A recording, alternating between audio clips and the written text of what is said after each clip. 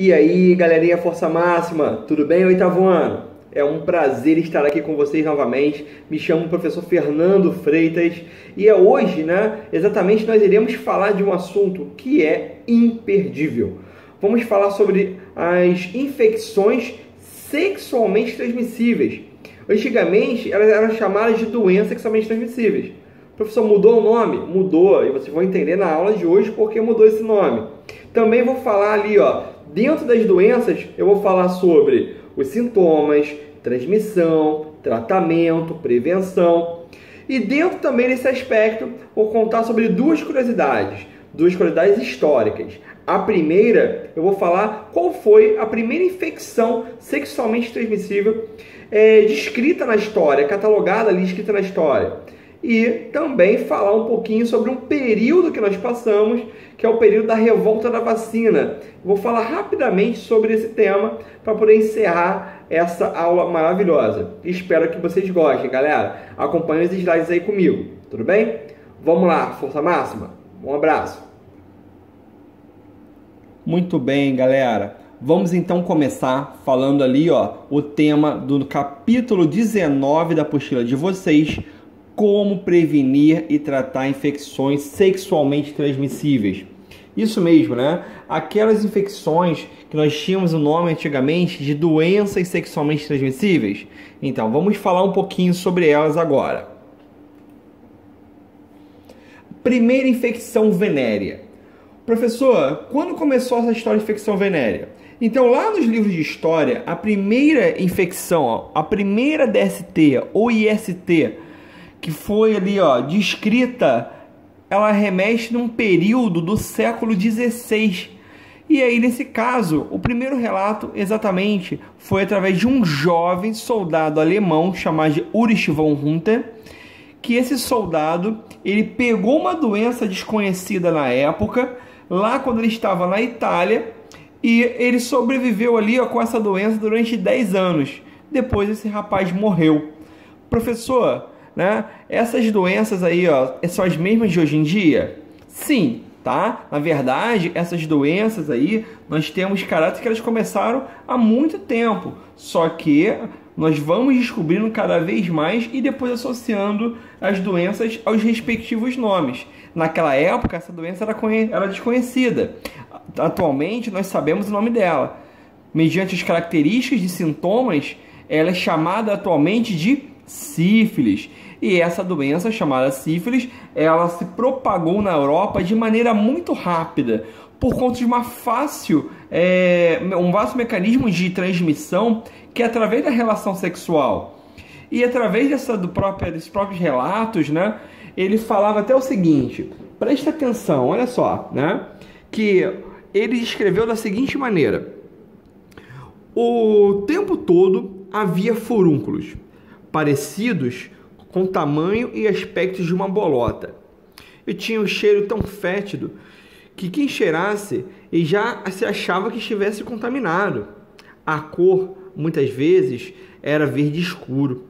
Vê-los chegava a ser pior do que sentir a dor.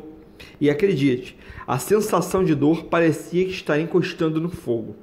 E aí são alguns dos relatos que esse paciente descreveu.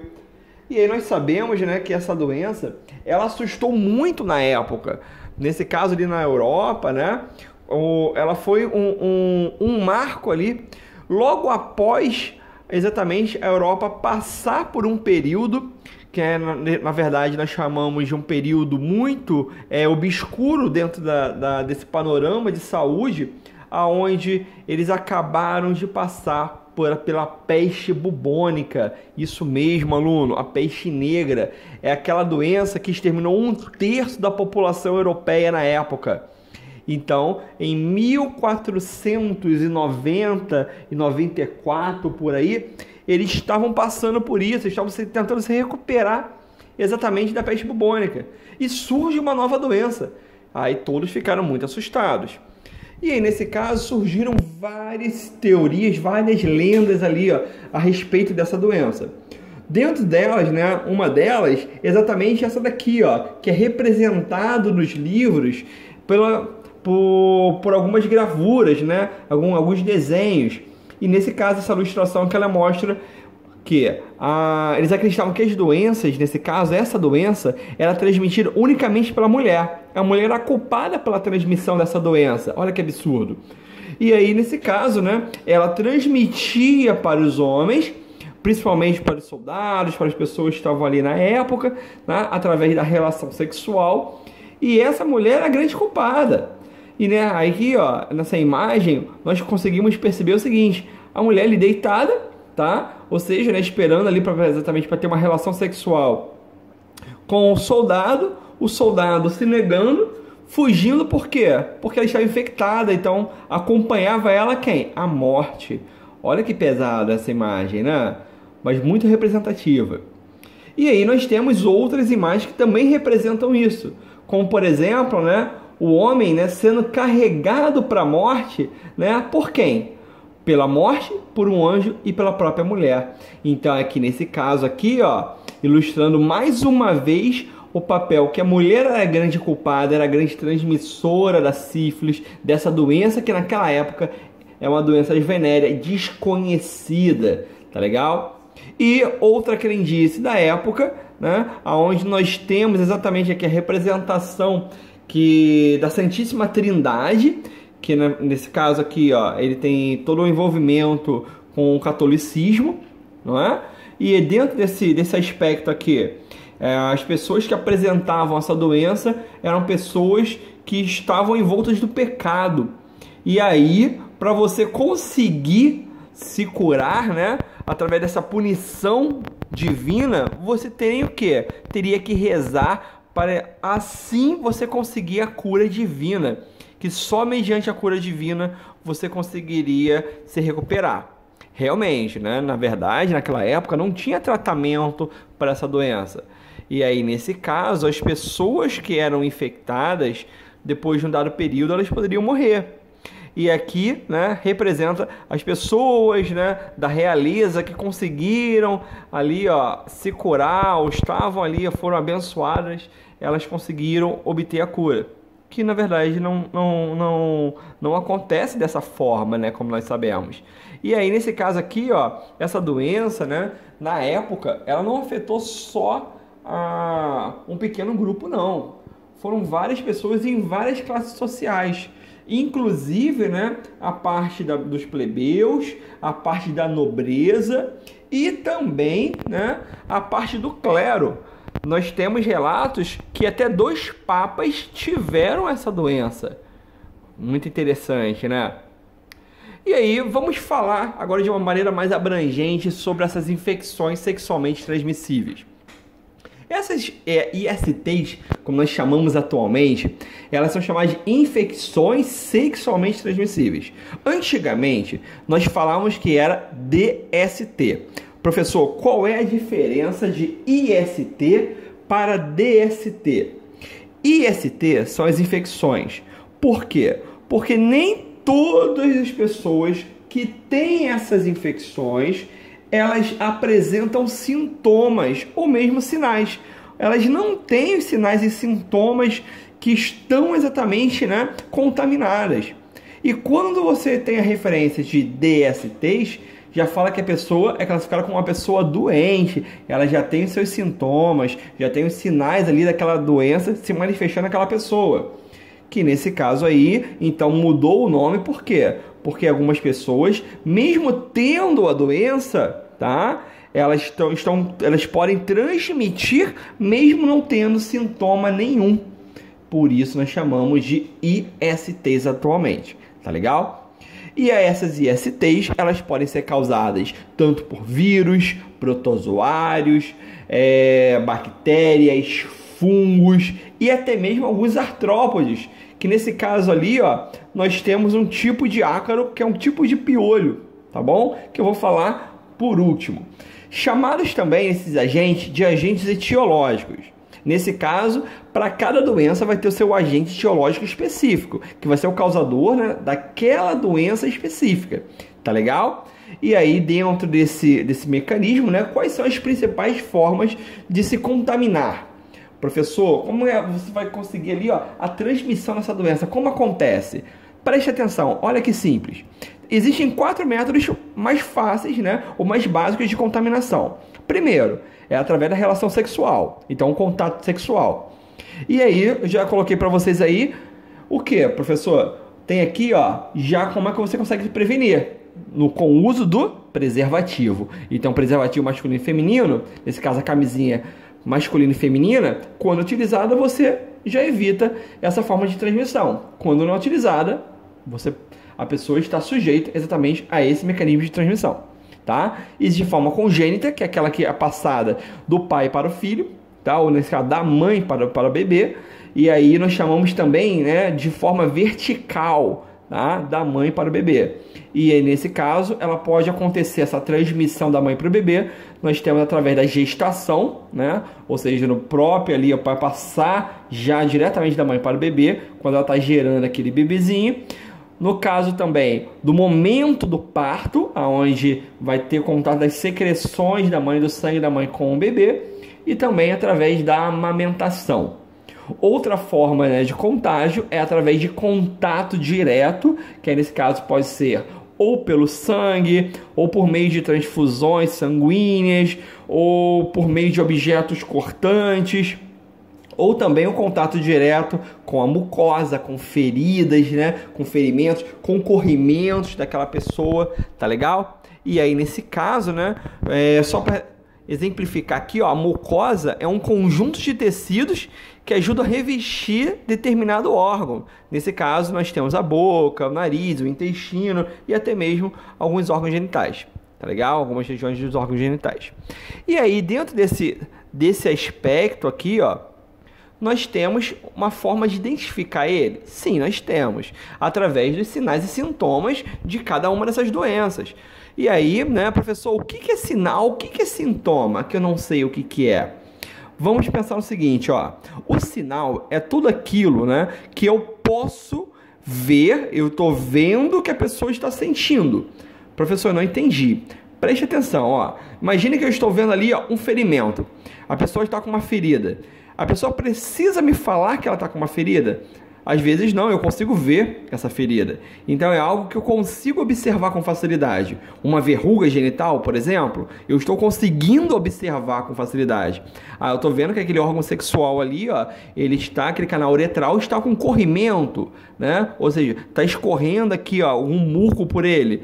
E aí aquele muco às vezes, ó, esbranquiçado, às vezes esverdeado, tá? E aí nesse caso eu consigo ver. Isso eu chamo de sinal. O sintoma em si é quando a pessoa ela tem alguma queixa, ela fala pra gente, tá, que ela está sentindo alguma coisa, porque às vezes eu não consigo mensurar em que nível está. Um exemplo, a dor. Você consegue saber quando uma pessoa está com pouca dor, com mais ou menos está com dor, ou quando não está com dor, ou está com muita dor? Às vezes nós conseguimos observar que a pessoa tem dor, mas não sabemos em que ponto está. Às vezes está uma dor terrível, às vezes só está sentindo uma dor mais branda. Então é algo que eu não consigo avaliar, mas a pessoa, ela sente. Se a pessoa sente, é sintomática. Entenderam? E aí, nesse caso, eu não consigo mensurar, medir de uma maneira correta. Outro exemplo, a temperatura. A temperatura eu não consigo saber se a pessoa está com uma temperatura muito alta a ponto de ser específico. Um exemplo, a pessoa está lá, está com 40 graus de febre. Se eu coloco a mão na pessoa, eu falo, poxa, está com uma temperatura muito alta. Só que eu não sei quanto ela está. Ela pode estar com 39, 39,5, 40, 41, não sei quanto de febre ela vai estar. Tá? Eu sei que ela está quente. E aí, nesse caso, como eu não consigo mensurar, medir de uma maneira exata, ou seja, eu não consigo sentir dessa maneira exata, aí nós temos um sintoma, tá legal? Então as pessoas sentem e da mesma forma, tá? O profissional, ele não consegue medir, ele precisa de alguma coisa para ajudar a esse diagnóstico, tá ok? Os principais sinais e sintomas destas doenças sexualmente transmissíveis ou infecções sexualmente transmissíveis. Nós temos aí, ó, os principais sinais e sintomas são dores, ardência, coceira, principalmente nos órgãos genitais, tá? Aparecimento de bolhas, verrugas, ínguas, manchas. E aí, nesse caso, nós temos também, né, alguns tipos de feridas e secreções que são comuns. ao aparecimento delas aí nessas pessoas. E dentro de todo esse aspecto, né, é bom sempre relembrar o seguinte, que essas doenças elas podem passar por períodos de incubação, que aí devemos ter uma atenção muito grande. Por quê? O que é esse período de incubação? É aquele período que aquela doença ela fica quietinha. Ela está ali, ó, não está apresentando sintoma, ela está quieta. E aí, nessa forma, nós não conseguimos ver se a pessoa está doente ou não. E aí, depois de alguns dias, né, podendo ser até meses, essa doença ela pode se manifestar. Tem doenças, às vezes, que a pessoa fica ali, ó, por 4 meses, a pessoa ali fica sem manifestar nenhuma doença, nenhum sintoma. E aí, depois a doença ela vem, né, mais uma vez, mostrando ali toda a sua força. Tá legal? No caso aí também das gestantes, deve tomar muito cuidado. E aí, os exames pré-natais, aquele que eu falei, uma aula, né, 1 ou 2 aulas atrás, que eu falei sobre alguns exames pré-natais. Os exames são fundamentais para você exatamente ter a noção se aquela mulher ela tem algum tipo de doença e que essa doença ela pode vir a prejudicar tanto ela quanto o bebê. E nesse caso os exames eles são fundamentais. E aí temos os exames periódicos que devem ser feitos sempre por quem? Pelos médicos. As doenças, né, sexualmente transmissíveis mais comuns são a herpes genital, a sífilis, a gonorreia, a AIDS, o HPV e a hepatite B, no caso do Brasil. Ok? Lembrando, essas doenças são causadas por vírus, bactérias, protozoários, fungos e alguns artrópodes. Vou falar agora, né, sobre 3 doenças que são causadas por vírus. Os vírus em si, o que eles são? Resumidamente, eles são parasitas intracelulares obrigatórios. São organismos, né, vivos, professor? Não. Eles são estruturas, né, acelulares, são agentes infecciosos. Acelulares, eles não têm a presença de células, eles só têm material genético e ao redor do material genético, eles têm como se fosse uma cápsula de proteína, chamada de capsídeo, que ajuda a proteger esse material genético. Então, nesse caso, né, os vírus, que vêm do nome lá do latim, lá, chamado de veneno, eles são grandes parasitas, causadores de muitas doenças. E aí nós temos, dentro desse aspecto, né, as principais doenças sexualmente transmissíveis provocadas pelos vírus. Nós temos a herpes genital, o HPV, a hepatite B. Professor, e o HIV, a AIDS? Ele não vai entrar nesse grupo aí não? Não, porque na verdade eu vou falar sobre AIDS no próximo capítulo, tá? No módulo 20. Então no capítulo 20 vai ser um aulão sobre AIDS, tá? Então por hora vão ser essas 3 doenças aí causadas por vírus, ok? Vamos falar da primeira, herpes genital. A herpes genital, né, é uma doença sexualmente transmissível causada pelo vírus da herpes simples, que provoca lesões na pele, nas mucosas, e aí nesse caso ela também afeta tanto o homem quanto a mulher. Essa doença, tá, ela dificilmente ela é eliminada. Ela consegue passar por períodos no seu corpo adormecida. Professor, o que é isso? Ela tá ali, ó, quietinha.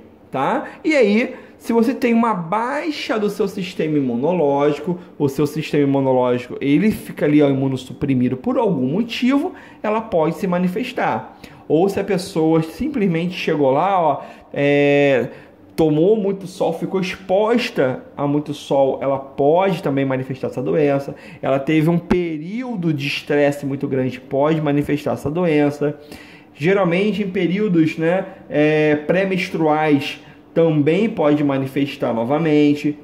E aí nós temos geralmente também alguns tipos de casos onde ela pode durar ali, ó, 2 semanas, 3 semanas, depois ela some. Mas ela fica intermitente, ela vai e volta o tempo todo. Lembrando que essas doenças, nesse caso virais, nós não temos, preste atenção, um medicamento eficiente para o tratamento, eficiente para acabar com esse vírus, não. Mas alguns deles, dentro dos tratamentos ali, ó, eles continuam fornecendo uma grande ajuda, tá? Mas nesse caso, não com tanta eficiência assim. Tudo bem. Dentro desse grupo, nós temos dois tipos de herpes, a tipo 1 e a tipo 2. A herpes tipo 1 é chamada de herpes facial. É aquelas, geralmente, aquelas feridas que as pessoas têm geralmente lá na boca, né? Às vezes chega no nariz e às vezes até nos olhos. Então, mas é muito mais comum na boca. E aí, essas feridas têm aquelas bolinhas ali, ó, ferimentos muito bem delimitados, que chamadas de vesículas. Essas bolinhas são chamadas de vesículas, porque são várias ali, ó. E às vezes estoura, arde, coça, tá legal? E aí é uma doença que é altamente transmissível. Nós temos a herpes do tipo 2. Nesse caso, a tipo 2, ela acomete principalmente o quê? A região genital, ânus, nádega. Então ela afeta toda aquela área ali, né, de sistema reprodutor. Legal, e os seus arredores, né? E aí, com o professor, quais são os principais sintomas dela? Preste atenção em mim, tá? Preste atenção. Nós temos ali, ó, crises repetidas de bolhas, que elas, nesse caso, elas progridem muitas vezes, quando é na boca, elas podem ser para ulcerações, bolhas um pouco maiores, pode ter a presença de aftas. Nós temos a sensação de ardor, queimação nessa área, coceira, tá? Aí no caso, né, em recorrências em órgãos genitais, nós temos aparecimento de feridas. Essas feridas podem apresentar tanto no homem quanto na menina, o aparecimento de bolhas, aí vermelhidão, coceira, como falei. Em alguns casos podem ter até febre, mal-estar, ok? E como ela geralmente ela causa, né? Como ela se manifesta ali, ó? Geralmente, como eu falei, a exposição ao sol, uso de medicamentos, quando a pessoa está com uma baixa imunidade, estresse emocional, período menstrual e tudo mais. O tratamento dela não existe, né, cura, ela não tem cura. Mas aí ela deve ser tratada, né, com medicação antiviral. Existem alguns medicamentos que ajudam aquela pessoa e também algumas pomadas tópicas, tá legal? Que aí vão ajudar ali no processo da cicatrização e do fechamento exatamente dessas feridas, esses canais que estão abertos ali, tá? E aí a prevenção dela é o quê? O uso de preservativo. Então tem que usar a camisinha para conseguir se proteger contra essa DST. Tudo bem? O próximo que eu vou falar é o HPV. O HPV em si é chamado de papiloma vírus humano. E o papiloma vírus humano é conhecido também como HPV, que é o vírus que exatamente vai se instalar na pele, na mucosa, tanto em homens quanto em mulheres, e ele vai causar algumas malformações. Nesse caso, o aparecimento de algumas verrugas. E essas verrugas são verrugas muito bem delimitadas, elas parecem uma crista de cavalo, tá? Olha aqui como é que ela é diferente, ó, na imagem. E aí nessa imagem nós já conseguimos perceber o seguinte, que ela tem tamanhos variados e elas ficam espalhadas. Essas aí, ó, por sua vez, essas verrugas, elas podem evoluir até se tornar um câncer. É isso mesmo, tá? Então elas podem se tornar um câncer. Por isso que devemos sempre tomar muito cuidado com essas DSTs ou ISTs, tá? Porque elas são grandes causadoras de doenças. E aí, dentro desse panorama desse HPV, tá? Geralmente, os sintomas que ele vai causar, eles surgem com frequência, principalmente em mulheres, tá ok? Sintomas também podem surgir ali, ó, em gestantes ou pessoas com problemas de imunidade. O maior risco, né, está o quê? Nas lesões, que elas vão ser aquelas lesões que podem ser o início do câncer, precursora do câncer.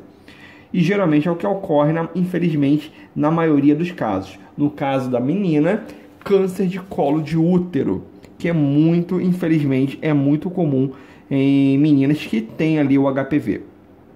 Essas lesões, elas podem ser identificadas com exame, gente. Então, existem exames, como nesse caso aí, o Papa Nicolau, que eles vão exatamente diagnosticar, vão fazer esse exame de imagem com o intuito de perceber, né, qualquer tipo de alteração. E aí, nesse caso, fazer essa orientação, esse exame deve ser sempre acompanhado de quem? Do médico, tá? E aí, esse exame são detectados o quê? Essas células anormais que estão ali presentes, tá? Como que muitas pessoas elas são infectadas todos os dias pelo HPV, O sistema, né, de saúde em si, o Ministério da Saúde, ele tentou ali fazer diversas campanhas. Então, nos últimos anos, nós temos um grande número de campanhas, nesse caso, campanhas de vacinação contra o HPV, porque existe vacina contra ele. Então, não tem motivo das pessoas não tomarem as vacinas exatamente para se proteger contra uma doença, né, que, teoricamente, se tem ali a vacinação, você consegue ter a prevenção dela, né? E aí, nesse caso aí, a importância da vacinação se faz presente. Lembrando, o HPV em si, a vacina é chamada de vacina quadrivalente, que protege contra tipos de HPV, não é só um tipo não. Tá? São vários tipos, nesse caso 4, quadrivalente. E aí, ó, nós temos aquelas que causam verrugas genitais e aquelas que causam câncer de colo de útero.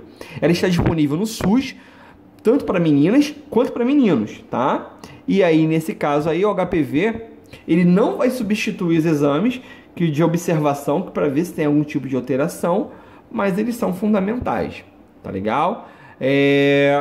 Nos últimos anos, essa campanha de vacinação, ela tem ganhado mais força, né? Ganha mais força, e aí, nesse caso, os números, eles começaram a diminuir no número de casos de crianças, né? De adolescentes que apresentam esse tipo de doença, tá legal? Então, continuem aí o processo da vacinação, que é muito importante. A próxima doença que eu gostaria de falar é a hepatite B. A hepatite B, existem diversas formas de hepatite B, dentre as quais algumas podem se destacar. E aí, a hepatite B, geralmente é causada como, professor? Ela é causada por um vírus que ele vai atacar o fígado, por isso hepatite. It significa inflamação, né? É inflamação de células hepáticas, ou seja, do fígado. E essas inflamações, elas podem causar desde lesões seríssimas, lesões graves no fígado, como cirrose, até mesmo câncer, ok? Essa doença, ela tem uma das principais manifestações dela, né? Os principais sinais dela é a presença da icterícia. O que é isso, professor? A pessoa fica com uma pele amarelada e com a esclera dos olhos amarelados. Esclera essa parte branquinha dos olhos. Eu consigo observar essa lesão hepática só em observar os olhos de uma pessoa. Lembrando que, geralmente, 20% das pessoas que têm hepatite B, elas manifestam essa característica de icterícia, tá? Então, ali, ó, 1/5 das pessoas, elas têm essa característica já. Ok? Esse sinal. Dentro desse aspecto também, nós temos ali, ó, algumas formas que elas podem evoluir de maneira diferenciada, e ela pode ser uma infecção aguda. Aguda, ela tem o quê? Uma curta duração, e ela vai e volta, né, em uma curta duração.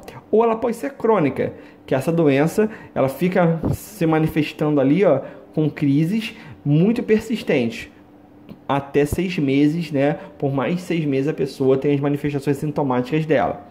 Lembrando, é uma doença que não tem cura, tá? Não tem cura contra ela. Aí, nesse caso aí, o tratamento disponível, né, no SUS, ele é realizado por pós de saúde em alguns hospitais de modelo. E aí, somente especialistas podem tratar, ou seja, apenas uma equipe médica muito bem treinada consegue tratar essa doença, mas lembrando, ela não tem cura. Existem vários testes para fazer para você conseguir ver se a pessoa tem ou não essa doença. Sendo que, nesse aspecto da própria hepatite, né, nós temos aqui, ó, como sintomas o que? A inflamação do fígado, essa icterícia, dores articulares também pode acontecer, e em outros casos ela é assintomática. O tratamento dela é feito de quê? Em pacientes onde vão buscar medicações antivirais, que nesse caso são bastante eficientes para poder dar uma qualidade de vida melhor para aquela pessoa, tá? E aí, como ela pode ser transmitida? Seringas, tá? Através de contato de secreções, canudos, nesse caso, pessoas que fazem utilização de drogas, né? Nesse caso também nós temos ali, ó, cachimbos, piercing, brincos, aquela pessoa que fica emprestando brinco, emprestando piercing e tal, você nem conhece aquela pessoa. Aparelhos de tatuadores, onde eles não fazem aquela limpeza ou trocam, descartam a agulha para cada tipo de pessoa, para cada pessoa que estão ali, né? Alicate de unha, que cada um deve ter o seu, não pode pegar emprestado com um coleguinha, nem utilizar, muito menos utilizar lá da manicure. Escova de dente, lâminas de barbear. Nesse caso, a transmissão pode ser feita também através de relações sexuais ou através de uma transmissão congênita, ou seja, da mãe para o bebê. Tá ok? A hepatite B, nesse caso já falei com relação às transmissões dela, ok? Como é que uma gestante ela pode exatamente, né, se precaver contra essa hepatite B? Então imagine lá, né, a seriedade dessa prevenção. Então ela tem que fazer o exame pré-natal para diagnosticar e detectar se ela tem hepatite B. Nesse caso, as crianças elas recebem um tipo de anticorpo contra a hepatite B, tá? Como fosse uma sorologia, aí ela é injetada nela, nessa sorologia, com algumas doses já desse anticorpo, e também as crianças são vacinadas, tanto ela quanto a mãe. Nesse caso do aleitamento materno, após essa vacinação, esse período de vacinação, tá? Nesse caso, ela não é, mesmo assim, ela não é indicada a mãe amamentar no começo, tá? Mas depois de tomar todas as vacinas e tudo direitinho, aí tudo bem, tá? Nesse caso, ele pode tomar. Só que se a mãe está muito sintomática, ali a mãe realmente deu positivo, geralmente é optado por não amamentar a criança com aleitamento materno, ok? Aí nesse caso ela vai fazer uso de fórmulas, né? Aí nesse caso nós temos várias fórmulas, já que é leite em pó, tá? Para ajudar a criancinha a desenvolver. Vamos falar agora sobre aquelas doenças que são causadas por bactérias. Então aí nesse caso as bactérias são organismos unicelulares procariontes, representantes do reino Monera. E aí nós temos a gonorreia, a sífilis e a calamídia. Essas nós iremos falar agora. A gonorreia em si, ela também é chamada de blenorragia ou uretrite gonocócica, que geralmente ela é uma infecção sexualmente transmissível causada por uma bactéria chamada de Neisseria gonorrhoeae. E aí essa infecta geralmente o canal uretral, tá? Ou seja, ela infecta a uretra, aquele canal do xixi, ok? Que é onde sai a urina, e esse canal, né, ele vai se ligar até a bexiga. A bactéria geralmente ela pode infectar também região vaginal, comprometer estruturas sexuais, e aí geralmente, né, existe uma grande difusão, uma grande transmissão dela através do ato sexual. Então deve-se tomar muito cuidado com a gonorreia. As infecções, quando não são tratadas, elas podem causar até infertilidade, tá legal? Dor durante a relação sexual, ou mesmo problemas durante a gravidez, ou diversos danos à saúde. Elas têm vários sintomas. Nesse caso, o principal mecanismo de transmissão, como é a relação sexual, os sintomas, muitas vezes fazem relação também durante a relação, tá? E aí, nesse caso, nós temos a dor ao urinar, a dor ao ter uma relação sexual, a pessoa ela tem um corrimento amarelado, e esse, às vezes, amarelado claro, ela fica, às vezes, fora do período da menstruação, e muitas vezes também pode haver o quê? Alguns sangramentos, tá? Que são comuns, principalmente nas meninas, tá ok? A maioria das mulheres infectadas, elas não têm sintoma, mas no caso dos homens, basicamente todos eles têm sintoma, e aí dói muito. Na época do hospital, que eu atuava dentro do hospital, via muito paciente aí chorando com dor, reclamando de dores, principalmente por conta que estavam infectados com esta doença. Tá ok? Dentro desse panorama, tá, da gonorreia, qual é o tratamento? É feito também tratamento com antibióticos orais, uma dose única, ou alguns que são injetáveis, nesse caso, em gestantes. O mecanismo de prevenção dela é através do uso de preservativo. Preservativo ajuda aí, ó, a se proteger contra essa doença. Tá legal? Sífilis, aquela lá do começo que eu estava falando, ó. A sífilis é uma infecção sexualmente transmissível causada por uma bactéria chamada Treponema pallidum, tá? Ou pallidum. E aí, nesse caso, ele pode ser transmitida verticalmente, ou seja, de maneira congênita, da mãe para o bebê, ou através de transfusão sanguínea ou contato direto com sangue contaminado. E aí, nesse caso, né, ela pode ter várias manifestações, inclusive na pele e nos olhos. Existe um período de incubação médio, que a pessoa ela pode ter ali, ó, a incubação de até 3 semanas e pode ser ali de 10 dias a 90 dias. Ou seja, professor, não entendi, ela pode ficar quietinha ali sem se manifestar, sem você ter nenhum sintoma. E aí depois de 90 dias, né, ela pode começar a se manifestar. Tá legal? A sífilis é uma doença muito séria, muito grave, que deve tomar muito cuidado. Ela apresenta nas suas manifestações em etapas, elas têm divididas em diferentes etapas, diferentes estágios, e aí ela tem a sífilis primária, secundária, latente e terciária, tá? E aonde então ela vai se manifestando para cada momento dela, ok? De uma maneira diferente. E esses estágios primário e secundário da infecção, ela possibilita a transmissão de uma maneira mais fácil. Tá, ok? E aí eu vou falar sobre cada uma desses tipos de etapas. Então, quais são essas etapas e esses estágios? A sífilis primária, nós temos geralmente ali, ó, a ferida, geralmente uma ferida única. E aí, nesse caso, pode ser tanto ali, ó, na região do órgão reprodutor masculino ou feminino, pode ser próximo ao ânus, pode ser na boca, pode ser na pele. Tá legal? Então ela pode estar em vários lugares. Geralmente ela não dói, não coça, não arde, não tem pus, não tem nada. E às vezes pode ter algumas elevações ali nessa região, que algumas ínguas, né, pode causar ali. E depois ela some, ela para. E aí vem, né, a sífilis secundária, que é o segundo momento, o segundo estágio dela. É alguns dias depois. Que aí já tem o quê? Já alguns sinais e sintomas aparecem algumas semanas depois. Aí nesse caso a ferida ela começa a aparecer ferida e cicatrizar ferida. Então a pessoa começa a apresentar várias feridas. Vocês podem perceber aqui, ó, que nessas pessoas, tá vendo, ó, o aparecimento de feridas, né, espalhadas pelo corpo. Algumas estão cicatrizando e outras estão novas, estão aparecendo. Então essa daqui, ó, é a sífilis secundária já. Isso mesmo, é secundária, tá? Não é nem terciária.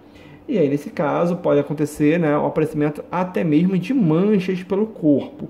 E aí ela pode afetar ali, ó, palma da mão, tá? Olhos e tudo mais.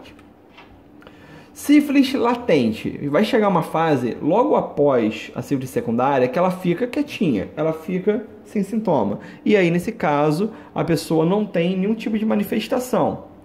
Aí, nesse caso, a sífilis latente tardia, ela pode aparecer tipo 2 anos depois.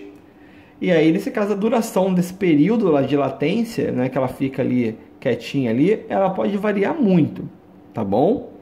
E aí, nós temos a sífilis terciária, que ela pode surgir 2 anos depois ou mesmo 40 anos depois. E aí vai depender do tipo da sífilis, como ela está manifestando no seu corpo, tá? E aí, nesse caso, ela causa muitas lesões, e essas lesões não afetam só a pele, mas também órgãos, regiões neurológicas, né? E aí, nesse caso, é muito grave, podendo levar à morte da pessoa. A sífilis congênita é quando aquela pode ser passada da mãe para o bebê. Aí nós temos vários problemas, desde, né, a má formação daquela criança. Aquela criança, ela pode ter um parto prematuro, ela pode ter, na má formação, ela pode ter surdez, cegueira, deficiência mental e mesmo, né, a morte, levar à morte daquela criança. Prevenindo contra a sífilis, nós temos várias formas de prevenção, nesse caso aí, tá? Aí, dentro desse meio, a utilização de preservativo é a melhor forma de prevenção contra ela. O tratamento dela é com penicilina, tá? Nesse caso, é um tipo de antibiótico utilizado em larga escala para combate dessa doença. A prevenção dela é através de quê? Do uso do preservativo. Então, previne com preservativo e, caso seja manifestado, utilização de antibióticos para matar essa bactéria. Tá ok? Nesse caso, a última aqui, ó, das bactérias, nós temos a clamídia. Tá? A clamídia, por si só, ela é uma infecção sexualmente transmissível também. E aí, nesse caso aqui, ó, ela é uma das mais comuns em todo o mundo. Ela acomete, né, principalmente tanto homens quanto mulheres. E aí, geralmente, os seus sintomas são muito parecidos com a gonorreia, com esse corrimento amarelado, né? E às vezes um corrimento muito espesso. Então, ela lembra muito a gonorreia. E aí, quando não tratadas, elas podem causar, né, graves danos ao todo o trato reprodutor. E nesse caso, levando à esterilidade ou mesmo, né, levando à morte da pessoa. Olha que sério, né? E aí as pessoas às vezes não levam em consideração, só clamídia, vou ali tomar, né, um medicamentinho ali, que nesse caso é um antibiótico, às vezes antibiótico em dose única, então as pessoas nem ligam. Não, tem que ligar sim. Principalmente porque ela pode causar infertilidade e nesse caso pode levar até a morte. Tá legal?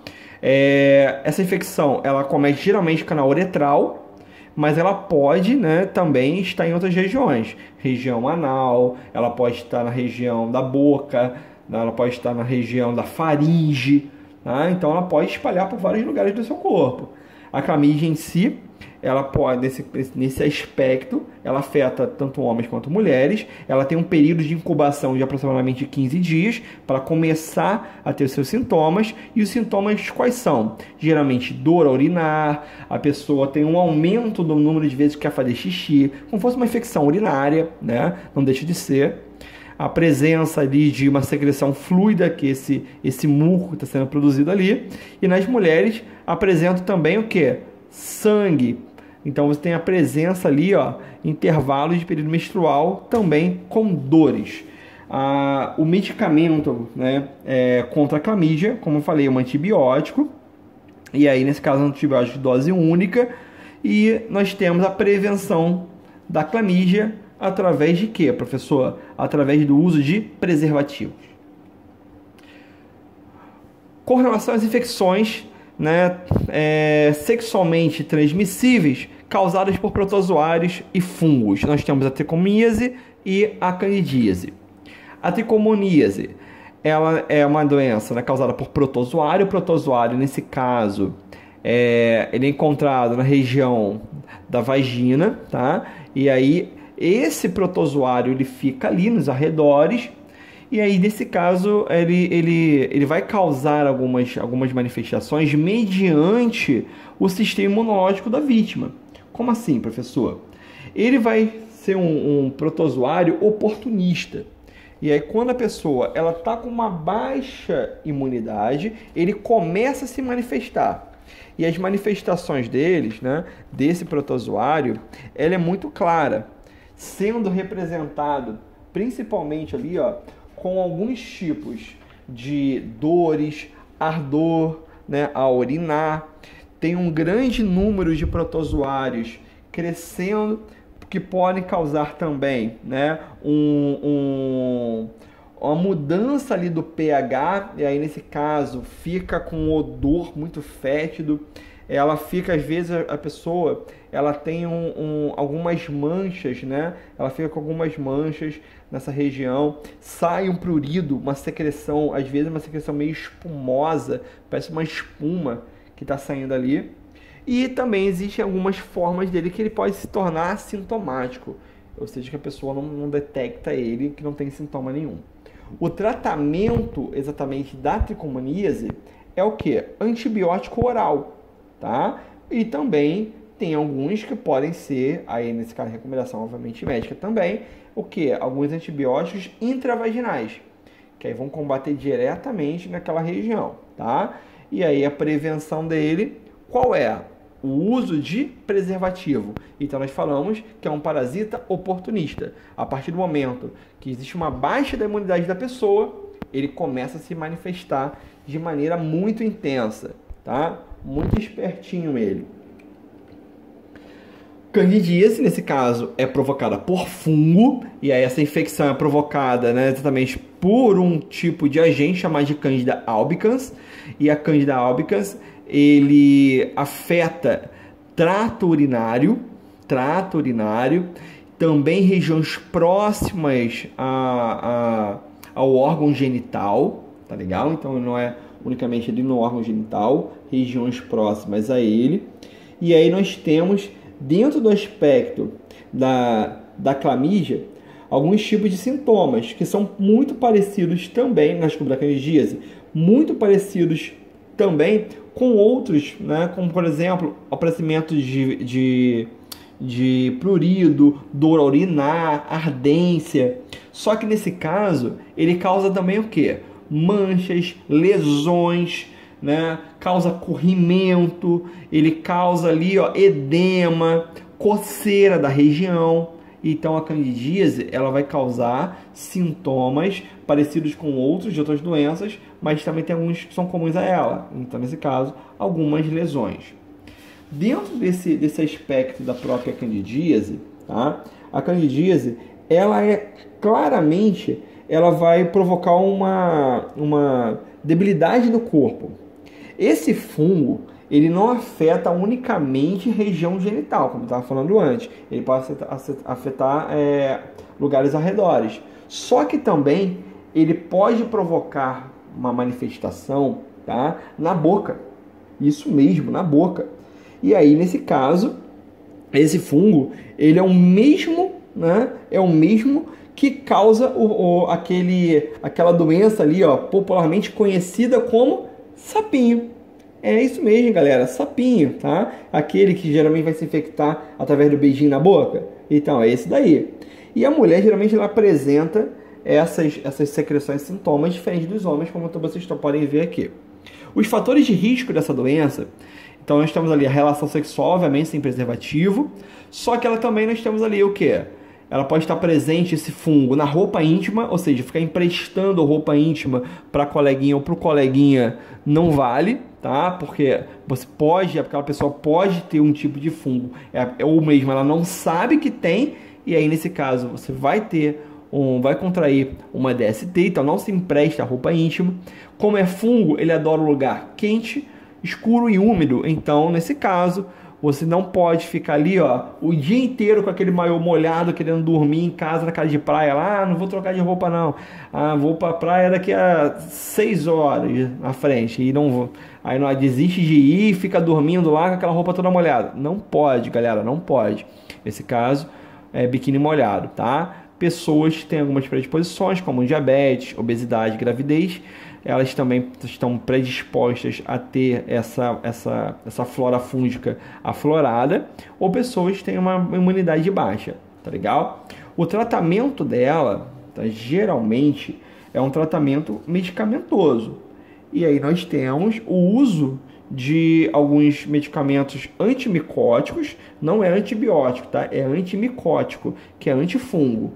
Lembrando que antibiótico combate bactéria, tá? Então não pode confundir não, tá? Não confunde um com o outro não, por favor. Então, os tratamentos são feitos com antimicóticos, que nesse caso podem ser o quê? Pomada. Geralmente é uma pomada que é utilizada no local, e aí existem outros medicamentinhos de via oral que ajudam a combater e diminuir essa flora fúngica, tá? Nessa região, ok? Por último, finalizando a nossa aula aí, ó, a pediculose pubiana, também chamada de quê? Chato. O chato, né, é um parasita que ele está presente ali na região pubiana, ou seja, aquela região que está presente de pelos na região genital. E aí, nesse caso, ela pode afetar tanto homem quanto mulheres, só que às vezes ele não fica parado não. Aquele cara super peludão ali, ó, ele pode ter lá o quê? Lá, ó, aquele chato pode subir, tá lá no peito dele, tá lá, ó, na axila dele, tá nas costas daquele cara, né? E aí ele pode se espalhar, mas geralmente ele fica nessa região genital, tá legal? E aí o que ele vai causar? Ele vai causar muita coceira, que ele vai estar mordendo ali, vai estar se alimentando ali daquela região, e aí ele vai causar lesões na pele, a coceira é muito forte, aí nesse caso causa mancha, causa bolha, Aí algumas manchas azuladas até de tanto sugar aquele sangue naquela região. E aí essa região ela fica ali com uma coceira interminável, tá legal? Professor, como é que os medicamentos? Existem medicamentos que vão ajudar a combater a pediculose pubiana, que nesse caso são alguns tipos de shampoos, né? Alguns cremes para fazer tratamento exatamente para poder matar esse parasita aí, esse exoparasita. E a higiene pessoal, ela é fundamental para isso. Então, nesse caso, nós devemos utilizar, né, de um recurso que é barato, que é o quê? Gente, tem que tomar banho, tem que ter uma higiene legal dessas regiões para você não ficar com a pediculose. E aí, nesse caso também, quando a pessoa já está com essa pediculose, ela tem que ferver toda a roupa. Por quê? Ele não vai morrer com aquele sabão normal. Então não adianta colocar lá na máquina de lavar, bota lá no ciclo longo, né, que tem aquele molho 1, molho 2, e aí não vai adiantar nada, porque na verdade ele vai estar presente ainda ali porque ele é muito resistente. E aí você tem que ferver uma água e ferver junto com ela a roupa, que aí nesse caso você vai estar conseguindo matar esse parasita, tá legal? Principalmente roupa íntima. Vacina. As vacinas, o que elas são, professor? A vacina é uma substância constituída de agentes patógenos. O que são esses? Aqueles vírus, bactérias, né, que são causadores de doenças. Então, na verdade, nós pegamos esses vírus, essas bactérias, previamente nós atenuamos elas, né, ou matamos esses vírus, né, para quê? Exatamente para poder não causar nenhum sintoma na pessoa. E aí, nesse caso, as vacinas eles são produtos biológicos que são injetados naquelas pessoas previamente, tá? E aí, nesse caso, ela vai estimular uma resposta imunológica do organismo, que passa a produzir anticorpos sem ter contraído a doença. Olha que interessante. As vacinas, então, elas possibilitam o desenvolvimento da chamada memória imunológica, que de maneira muito eficiente, ela gera ali uma eficiência no combate ao micro-organismo, caso a pessoa ela tenha o contato direto com esse micro-organismo real, né? Esse que não foi atenuado, ela vai ter um combate muito mais eficiente, muito mais rápido. Nesse caso, a pessoa sequer às vezes fica doente. Olha que legal. Então, ela está imunizada, ela está prevenida contra aquela doença. Entenderam a importância da vacina? E a vacina, nós falamos que muitos desses métodos que vocês viram aí, ó, muitas doenças que vocês viram aí, o método de tratamento e prevenção é através da vacina. Interessante, né? Só que vocês estão vendo outra coisa aí. Nós estamos falando muito sobre o contexto histórico. Eu falei lá sobre a sífilis, né? E agora eu vou falar um pouquinho sobre a revolta da vacina, que é um período que nós vivemos no passado, e ele começou basicamente da seguinte maneira. Quando o presidente Rodrigues Alves ele assumiu o governo em 1902, a cidade do Rio de Janeiro ela encontrava-se, né, com um grande acúmulo de lixo, toneladas e toneladas de lixo nas ruas. Então, desta maneira, as doenças estavam se espalhando, como, por exemplo, a varíola, febre amarela, a peste bubônica. E aí, nesse caso, né, esse presidente ele começou a fazer o quê? Poxa, ele precisa se organizar, porque as pessoas estavam morrendo. E aí, nesse caso, o que ele fez? Ele decidiu reurbanizar e sanear a cidade do Rio de Janeiro, fazer saneamento básico, que não tinha muito esse pensamento na época. E aí, nesse caso, aí, o que ele fez? Ele nomeou um engenheiro, né, chamado de Pereira Passos, para prefeito, e o médico Oswaldo Cruz para ser diretor de saúde pública. Legal, né? E essas duas figuras fizeram o seguinte: o Pereira Passos ele começou a fazer várias obras públicas, alargar as ruas e construir avenidas, nesse caso com o intuito de combater essas doenças. Muito bom. Só que nesse passo, as pessoas, né, que estavam ali na cidade, que os casebres eram muito próximos uns aos outros, começou o quê? A demolir esses casebres. E as pessoas tiveram que sair dali, né, tiveram que abandonar suas casas, os cortiços, os casebres foram demolidos e elas tiveram que sair da cidade, né? Nesse caso, morar em lugares um pouco mais afastados. E, professor, elas foram morar aonde essas pessoas? A população ela começou a migrar para longe do seu trabalho. E aí, nesse caso, começou a ir para os morros. E nesse caso aí, ó, surgiu o quê? A construção das favelas. Olha como a história, né, ela é interessante também e entra dentro do contexto histórico da biologia. Como resultado das demolições e dos aluguéis, exatamente, aquela população ela começou a sofrer muito. E aí ela começou a ficar cada vez mais indignada com o governo. Ela já estava cheia de raiva. E também era necessário combater o mosquito e os ratos, que eram os principais causadores das doenças que nós falamos antes, que é principalmente a varíola e a febre amarela. E aí como é que ele começou a fazer isso, né? E a peste bubônica e a febre amarela também. São as três. E aí como é que ele começou a combater isso, professor? Olha só que interessante. Ele exatamente pegou como um grande enfoque aí, ó, o combate ao lixo e aí o combate aos ratos. Poxa, no combate aos ratos, ele falou o seguinte, ó, o governo vai comprar o seu rato. Você conseguir pegar os ratos na rua, catar o rato, para a gente poder matar esses ratos. Para cada rato que você me entregar, eu te dou um valor, uma quantia, como fosse catar latinha, hoje em dia. E aí, beleza. Só que as pessoas, o que elas fizeram? Elas começaram a criar ratos, fingindo, falando que estavam pegando nas ruas. E aí o governo, ele sentiu, obviamente, né, que essas fraudes estavam acontecendo e suspendeu essa apreensão dos ratos. Ah, legal, legal. E aí, durante um tempo, eles não sabiam o que fazer exatamente, como é que nós vamos, né, justamente induzir essa vacinação, né, e falar que as pessoas têm que procurar exatamente mecanismos que possam prevenir contra essas doenças. Aí, nesse caso, o médico Oswaldo Cruz, ele foi contratado para combater essa doença, ele impôs uma vacinação obrigatória contra a varíola para todo brasileiro com mais de 6 meses de idade.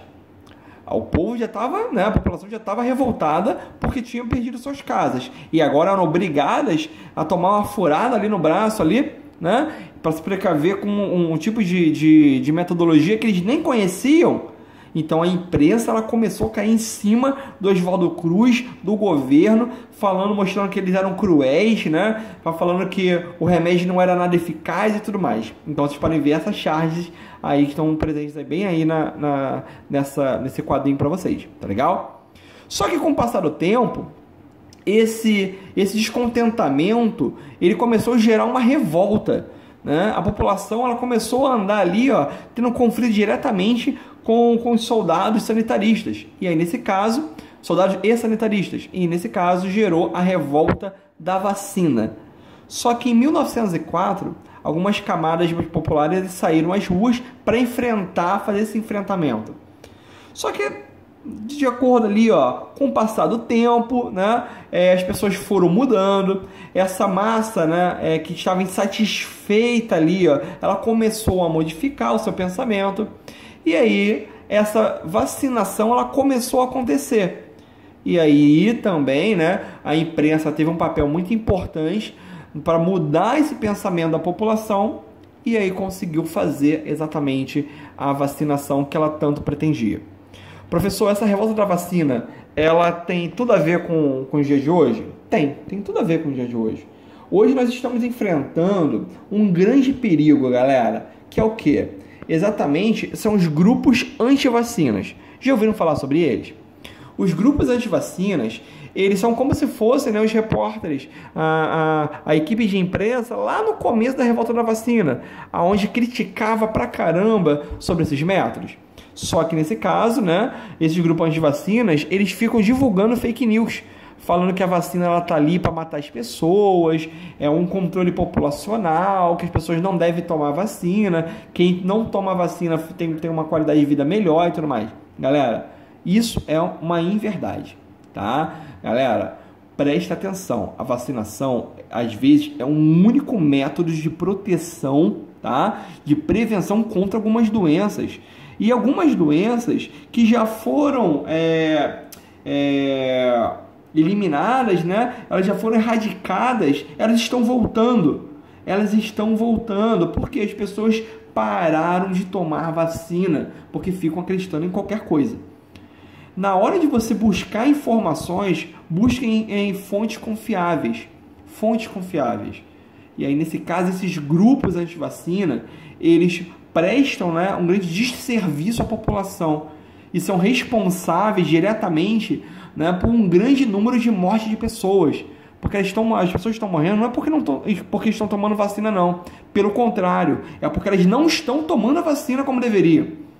Então, as vacinas devem ser tomadas em dia, tá? O calendário de vacinação deve ser respeitado. Tá legal? Então, é com esse tema e com esse alerta que eu finalizo a aula de hoje. Mais uma vez, galera, muito obrigado. É um grande prazer estar aqui com vocês. Espero que vocês tenham gostado da aula. Ela foi uma aula bastante comprida, mas com muita informação importante. Espero que tenham gostado e até a próxima. Um grande abraço, oitavo ano.